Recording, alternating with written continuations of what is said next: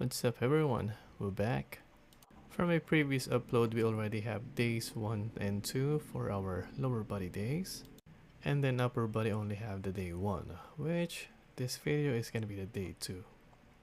The reason why I have a day 1 and day 2 for each split, for example upper body and lower body, is that I want to hit those designated body parts twice in a week, if not more.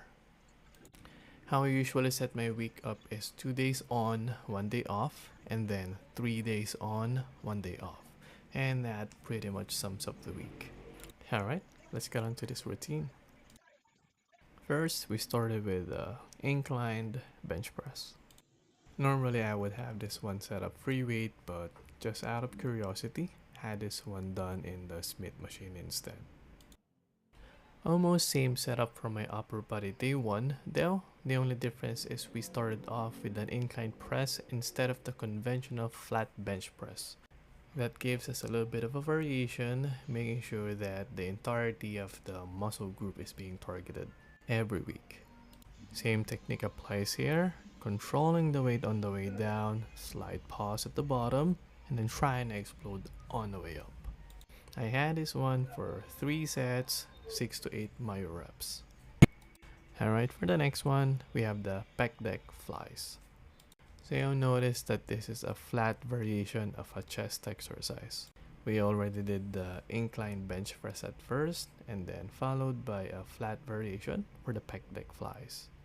For my chest exercises, I always make sure I have 2 kinds of variations. One is a vertical press or something that would target the upper pecs, and then a horizontal variation which will target the midsection of the chest. So I think having these 2 variations each session is good enough to have an overall chest development. I don't know, maybe I'm just testing things out. So I had this for 2 sets, 6 to 8 myo reps. Alright, for the next one, weighted pull-ups. You might be wondering my back is always at the back burner of my training sessions. I don't know if it's just me, but based on my observation, I noticed that the back is naturally a little bit stronger compared to our chest. That's why I think putting it on the back end won't toll too much. As long as we're putting in the effort every session, I don't think it's gonna be lagging or be left behind. And in my case, my back is a little bit more developed compared to my chest. That's why I had to put it back a little for balancing purposes. I had this one for 2 sets, 6 to 8 reps. Okay, this one is brutal. The chest supported T-bar rows. I don't know, I'm really having a hard time breathing when I'm at the bottom stretch of this exercise. Let's see, I might swap this for another horizontal pulling variation.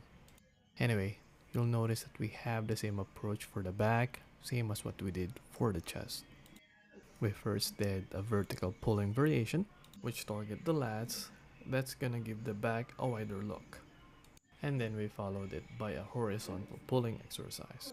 That targets the rhomboids, that contributes more on the back thickness. We did this for 1 set, 6 to 8 reps, or even to failure. Alright, for the next one, triceps push down. Everyone knows this. This is like the basics that we always see on the gym. Though for me, I'm doing this isometric, one side at a time. Generally for the same reason, to balance out the imbalances. As I mentioned before, my right arms is fairly weaker compared to my left arms, and it is significantly, visibly smaller. That's why I'm doing the weak side first, and then followed by the stronger side, doing the same number of reps that I was able to do on the weaker side. Hope that makes sense. The only technique that I applied here is making sure that I'm not using momentum, which we commonly see all the time. Had this for 1 set, 6 to 8 reps, but almost all the time I do it to failure. Next one, upright rows. Targets the side delts and then traps. I would suggest getting your feels on your wrist on this, since not all people that I know can comfortably do this without hurting on the wrist. I'm just a little lucky since I've done front squatting for several years. Maybe that gave my wrist a little bit of flexibility.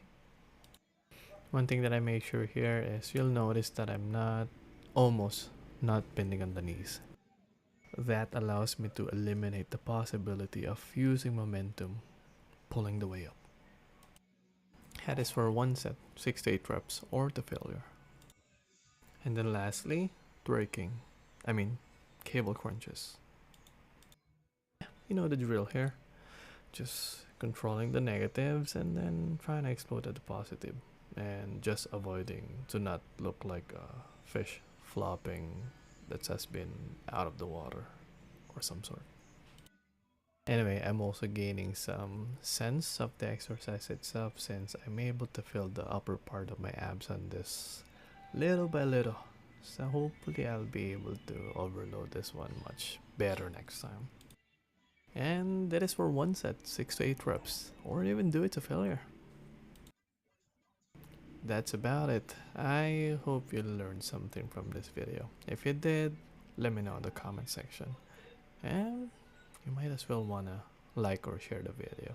Thank you so much. See you on the next one.